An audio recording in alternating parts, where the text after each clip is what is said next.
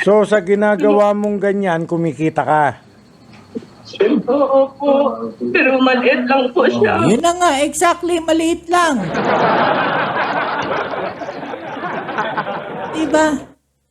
Tapos ngayon, ano na mangyayari sa'yo, ate? Maliit lang kinikita mo tapos magpapakalat ka ng fake news for the views para sa maliit na kikitain mo, mas malaki pa ngayon yung gagastusin mo at mawawala sa'yo. Diba? One centavos dollar lang po. 1 centavo dollar, magkano lang yon mga kababayan? 'Di ba? Sa 10 centavo, let's say sa 100 o $1 na lang kamo. Oh, magkano $1? 50 na lang kamo. Oh. So sa 1 centavo, magkano lang 'yon?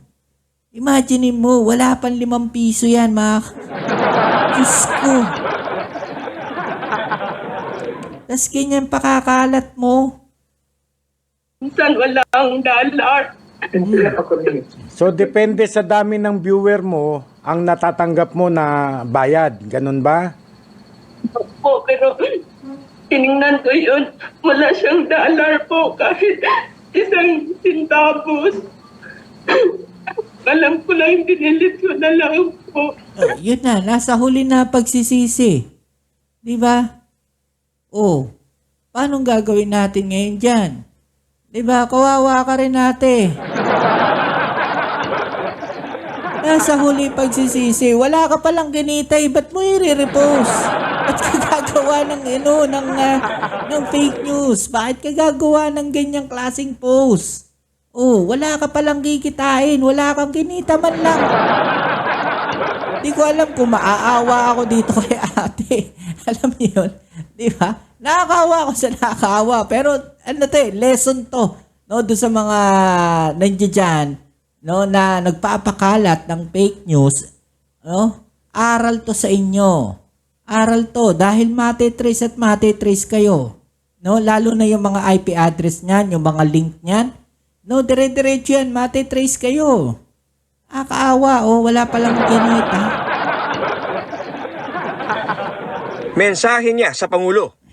Sorry, patawarin niyo ako. Nagsisit na ako. Ang asawa ko, mawala na trabaho.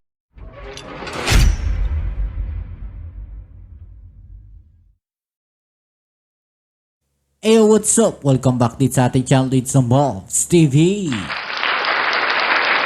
Alright, so tayo nagbabalik ulit mga babayan na eto na nga po ang ating pag-uusapan ngayon. DDS vlogger mga kababayan, hinuli po, no, matapos magpakalat ng fake news. Ay nako, etong sinasabi natin sa inyo mga kababayan Kung maalala na ninyo noong nakaraan, nagde-debunk tayo, no, ng mga fake news na post na itong mga DDS vlogger. At ngayon, lumabas na ang pangil ng ating gobyerno, no, mga kababayan, dahil nga talaga namang sobra na yung ginagawa na itong mga nagpapakalat na to o gumagawa mismo ng mga fake news. Kung maalala ninyo yung kumakalat na post na kung saan inedit po yung post mga kababayan na iba yung sinasabi ni PBBM dun sa original na post, doon po sa inedit na post. At yung babae po na yon, no, nahuli na po mga kababayan ng NBI. Sample to, no, doon sa mga nagpapakalat ng fake news dyan. Ako, humanda-handa kayo. Okay, so yan ang ating alamin at pag-uusapan. Pero syempre bago ang lahat, please don't forget to subscribe, like, share at comment dyan sa comment section. At kagaya po ng dati, 1 view, 1 like po sana.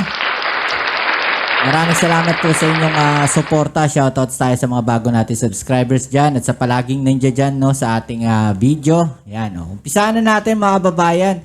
No, nakakaawa man pero itong babae na to, nakakaawa man, pero hindi naman kasi tama rin, no, na nagpapakalat ng fake news, di ba? Paano naman yung nakakapagdulot yan mga babayan ng hindi lang kalituhan sa sambayan ng Pilipino, bagkos nakakapag nakakapagtanim ng galit, no? Kasi imagine ninyo, iba yung post tapos i-edit ninyo, no? Tapos mag-i-inflict yan ng galit do sa mga makakabasa tapos ipapakalat, 'di ba? Yun yung nagiging problema natin diyan eh. No, yan yung gawain no doon sa kabilang parlor. Yung mga rally, 'di ba? Yung mga dating rally, ini-edit nila tapos lalagyan nila ng audio na sumisigaw ng Duterte. Ay, nako. So, ito yung balita, mga kababayan. Nahuli na nga po yan, no? Taga Cebu daw, yung babae na yan, no? Ito. Inaresto sa Cebu ang babaeng nag-post online ng inedit o minanipulang pahayag ng Pangulo tungkol sa illegal na droga. Di ba? Nakakapag-inflict yan ng kalituhan. At dahil dyan sa post na yan, mga kababayan, lalong gumugulo yung bansa natin. Tapos yung mga nakakabasa ng post na yan, no, sorry for the word, no, na aanga-anga, aakalain nila, no, na, uy, okay lang, oh. So, kaya tumataas yung krimen. Nag-iisip ba kayo? Ha? Nag-iisip ba kayo? Sa ipinapakalat ninyong yan ng mga fake news na gusto ninyong palabasin na magulo, no, ang ating Pilipinas ngayon, ang ating bansa ngayon, no, magulo. No, dahil napapanood nila sa social media. No, kaliwat kanan yung ganito, kaliwat kanan yung ganyan. No, yung mga video na mga 2 years ago, yung mga video na matatagal na, no, inire-repost ninyo. Okay, so napapanood nila, imbis na may takot sila, ang mangyayari, lalakasan loob nila. Bakit? Ay, natural na pala ngayon yan, nangyayari pala ngayon yan, so gagawin ko na rin. Okay? So, yun yung consequence ng ginagawa ninyo. No? Nakikita nila na yung mga video na yun na nangyayari pero hindi nila alam na yung mga video pala na yun mga luma na. Nagets ninyo yung sinasabi ko? So, imbis na konti lang yung nangyayari ngayon dahil sa ginagawa ninyong mga fake news na mga video na nire-re-upload ninyo at palalabasin ninyo na bagong video lang, no? Napapanood ng mga tao at iisipin nila na magulong-magulo ngayon sa bansa natin. So, lalakas ang loob ng ibang tao na gumawa rin ng ganun kasi, kumbaga, natural na nangyayari. Yun yung consequence, mga kababayan, no, ng pagkakalat ng mga fake news. So, ano na pala niya? Eto. Labis ang pagsisisi ng suspect. Nagsisisi ngayon ang suspect. Diba? Nanagawa umano ang krimen para sa views sa kanyang social media account. For the views lang, mga kababayan, kaya niya nagawa yun. No, nagsisisi siya na ginawa niya yung pagpapakalat ng fake news para saan? No, for the views. Pero hindi mo na iisip kung ano yung pwedeng maging consequence niyan, no, kung ano yung pwedeng mangyari sa pagkakalat mo ng fake news. At eto na nga yung isa diyan. Akala kasi nila, no, okay lang na magkalat ng ganun. Oh, so eto, nasampulan ng NBI, hinuli po. Para sa views sa kanyang social media account na kanya raw pinagkakakitaan. Oh, ngayon, asa na ang views mo? Ikaw na yung binu-views. Diba? Magkano lang naman kikitain mo dyan, ate? No, sa pagpo-post mo na yan. No, sa pagkakalat mo ng fake news. For the views. Pero pag nahuli ka, ano na mangyayari sa'yo? Kawawa ka rin. Yung kinita mo, mapupunta lang dun sa pampiyansa mo, pambayad mo sa abogado, tapos kung makukulong ka pa, mawawala na yung mga for the views mo. Diba? Sipin nyo yan. Nakatutok si John Consulta. Hindi BBM pala. So pinapatawag sa opisina ng NBI para imbestigahan. Pwede i-delete ko lang, sir. Nako, pwede kung i-delete na lang daw niya.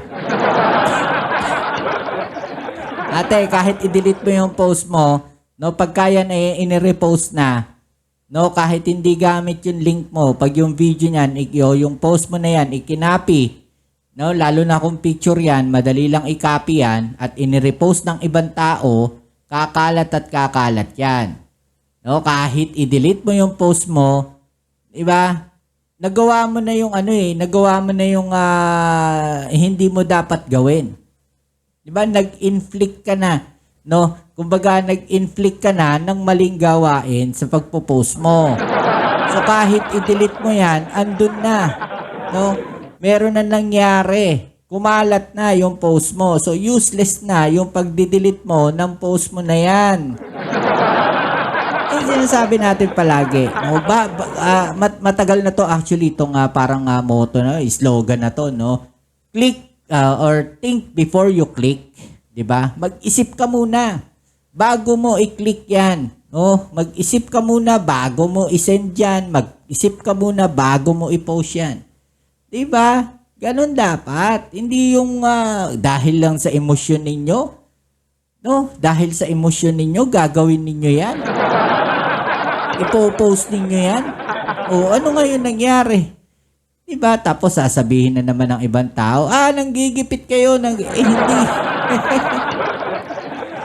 Iba na yung panahon ngayon sa panahon noong mga 1980s na kung saan walang social media. Ang tao madaling maniwala. Which is ganun din naman ngayon. No? Pag nag-post ka, madaling maniwala. Kaya lang, mas madaling ikalat, no, ang mga ganitong klaseng balita dahil sa social media. Lahat halos ng tao, mga kababayan ngayon sa Pilipinas ay may cellphone, kahit mga bata. So yung mga bata, 'di ba, nababasa rin nila yan, nakikita nila yan, 'di ba? Ano iisipin ng mga bata? Ay, okay lang pala gawin 'yan. Yun yung sinasabi natin diyan. Maling-mali, 'di ba? Sa dami ng makikita ng anak mo 'yan. No? Mababasa ng anak mo yan. Yung post mo na yan. O, ano na mangyayari? Papayag ka ba? Magkakalat din sila ng fake news? Diba? Sana nag-isip-isip ka muna, ate. Hindi, kailangan mong pumunta sa opisina talaga. Tapos natin yung cellphone mo. Sinubukan pang magmakaawa pero tuluyang inaresto ng NBI Cebu ang babaeng ito sa Oslob dahil sa isang mapanirang post online. Makaawa ka pa. Wala na yan. Yung sinasabi nga natin. No? Ito yung post. No? Sabi dito, legal na daw ang grabe naman ka Marcos. Ngayon, harapin mo ang lahat ng hamon. Kung makakabalik ka pa, pagkaloy sa mga inosente. Ang sabi dito sa post, yung edited na post, yung inedit. Sa laban kontra at krimen, hindi natin kailangan dumaan sa madugong solusyon. Okay? Walang naniniwala na ang solusyon sa krimen, kita mo, spelling pa lang, maling-mali na. Kremin. Diba? Imbis na KRI, KRE. Diba? Kitang-kita eh. Ang solusyon sa krimen at druga ay pumatay ng libo-libong kapwa Pilipino. Hindi tama yon. Ang tamang paraan para tiyakin ang kapayapaan at kaayusan ay sa pamamagitan ng maayos na batas. So, yun ata yung original na post. No? Gumawa tayo ng batas na gawing legal ang sa ating bansa. Diba? Tama ba yun? Diba? Parang naghihimok ka pa. No, naggumawa yung mga tao ng illegal. No, maling-mali yung ginagawa mo, ate. Maling-mali yan. Kinopya at inedit raw ng 39 anyos na suspect ang post ng isang media network kaugnay sa isang pahayag ni Pangulong Bongbong Marcos para baguhin ang mensahe nito ukol sa illegal na droga. Ito yung post in question. Legal na daw ang droga, bago angry face na emoji. Grabe naman ka Marcos. Ngayon harapin mo lahat ng hamon kung makakagabalik ka pa pagkaluoy sa mga inosente. Tinrace namin with the coordination with the Office of the Director. Ayon sa NBI, nagawa raw ito ng suspect para sa... ito yung original, Sabi ko na puti yung background, mga kababayan. Tapos merong may red na lining. Pero yung nandito sa post na ginawa niya, ayan. Yung ni-repost niya doon sa cellphone. Saan na yun? Hanapin natin. Ano yung ni-repost niya rito? Ano itsura? Ayan, nakapatong na, no, yung black background na yan. Hindi na siya puti. Kumpara dito, no, sa pinakita, no, na original post mula sa GMA. Ayan, mga kababayan, no, yung original post. Red yung background, tapos puti yung, red yung lining, tapos puti yung background. 'Di ba? Inedit nila para maagawa sila ng fake news for the views. Ay, Diyos ko. Suspect para sa views. So sa ginagawa mong ganyan, kumikita ka. Oo po. Pero maliit lang po siya. Yun na nga, exactly, maliit lang. Diba? Tapos ngayon, ano na mangyayari sa'yo, ate? Maliit lang kinikita mo tapos magpapakalat ka ng fake news for the views para sa maliit na kikitain mo, mas malaki pa ngayon yung gagastusin mo at mawawala sa'yo. Diba? One centavos dollar lang po. 1 centavo dollar, magkano lang yon, mga kababayan? 'Di ba? Sa 10 centavo, let's say sa 100 o $1 na lang kamo. Oh, magkano $1? 50 na lang kamo. Oh. So sa 1 centavo, magkano lang 'yun? Imagine mo, wala pang 5 piso 'yan, mga Diyos ko. Tas ganyan pakakalat mo. Minsan walang dollar. So depende sa dami ng viewer mo ang natatanggap mo na bayad, ganun ba? Po, pero tiningnan ko yun. Wala siyang dollar po kahit 1 centavos. Alam ko lang, dinilit ko na lang po. Oh, yun na, nasa huli na pagsisisi. Di ba? Oh, paano gagawin natin ngayon dyan? Di ba? Kawawa ka rin ate. Nasa huli pagsisisi. Wala ka palang ganitay. Ba't mo i-repost? Ba't ka gagawa ng fake news? Bakit ka gagawa ng ganyang klaseng post? Oh, wala ka palang kikitain. Wala kang kinita man lang. Di ko alam kung maaawa ako dito kay ate. Alam niyo yun? Di ba? Nakakawa ako sa nakakawa. Pero lesson to. No, doon sa mga nandiyan dyan, no, na nagpapakalat ng fake news. No? Aral to sa inyo. Aral to. Dahil matitrace at matitrace kayo. No? Lalo na yung mga IP address niyan, yung mga link niyan. No, dire-diretso yan. Matitrace kayo. Kaawa, wala palang ganita. Mensahe niya sa Pangulo. Sorry, patawarin niyo ako. Nagtitito na ako. Asawa ko po. Wala na trabaho. Violation na Kaawa, di ba? Kaawa. So kung sa inyo mangyayari yan, anong gagawin ninyo? Di ba? Mag-delete na kayo ng mga post ninyo na alam ninyong unverified. No, yun lang ang payo ko sa inyo. Yung mga unverified post ninyo, i-delete na ninyo. No? Kawawa.